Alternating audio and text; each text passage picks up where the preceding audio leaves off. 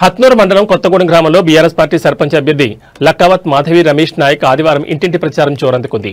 గ్రామంలో ఆమెకు ఓటర్లు బ్రహ్మరథం పడుతున్నారు. గ్రామంలో తిరుగుతూ బ్యాట్ గుర్తుపై ఓటు వేసి గెలిపించాలని ఆమె కోరారు.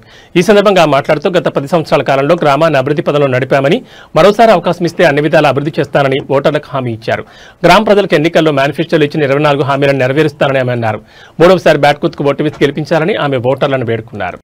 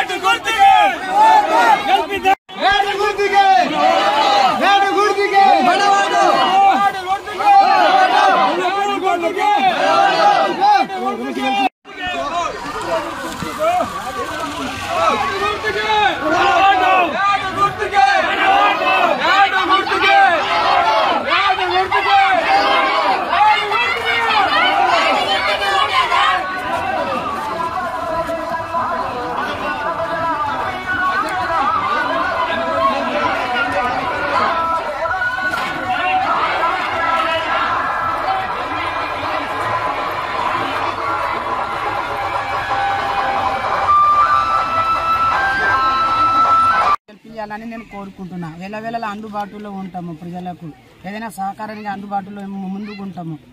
వాళ్ళ ఆశీర్వాదం మాకు గెలిపేదానని మాకు కోరుకుంటున్నాం. గ్రామం నుంచి అభ్యర్థిగా బీఆర్ఎస్ పార్టీ అభ్యర్థిగా లక్కావత్ మాధవి రమేష్ నాయక్ నిలవడం మేము ఎందుకంటే గత 2 సంవత్సరాలు చేస్తున్నాం.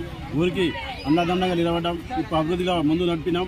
ఇప్పుడు కూడా ఊరికి అభివృద్ధి ముందు నడుపుతాం, అందరికీ అండదండ ఉంటాము. మా జీవితం మా ప్రజాసేవకే అంకితం అని మేము అంటున్నాం. ఎందుకంటే ఈరోజు మేము ప్రజలకు మేము అందుబాటులో ఉన్నాం, ప్రతిదానికి అందుబాటులో ఉన్నాం. ప్రతి పేదోని గిట చనిపోయినా కానీ, పేదల పెళ్లి అయినా కానీ మళ్ళీ ప్రతిదానికి అండగా నిలవడం, టెంపుల్ కానీ ప్రతిదానికి నిలవడం. కాబట్టి ప్రజలు చాలా బ్రహ్మరథం పడుతున్నారు. మనకు ఖచ్చితంగా ఇలానే 9వ తారీఖు వరకు ప్రజలు ఇట్లా బ్రహ్మరథం పట్టి 11 విజయదండం ర్యాలీ తీయాలని చెప్పేసి అనుకుంటున్నా.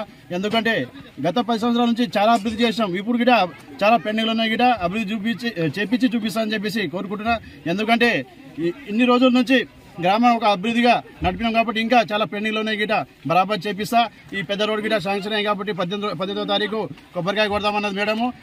కాబట్టి జనాలు పెండింగ్లో ఉన్న పనులంతా పూర్తిగా చేస్తా, నా వంతు సహాయ సహకారాలు చేస్తా. ఈ విజయము అందరికీ ఊరికి అంకితం. అని నేను గెలిచిన అంతే, నేను గెలిచే విలేజ్లంతా సర్పంచ్ అయినట్టే, నా ఉన్న యువకులు అంతా సర్పంచ్ అయినట్టే.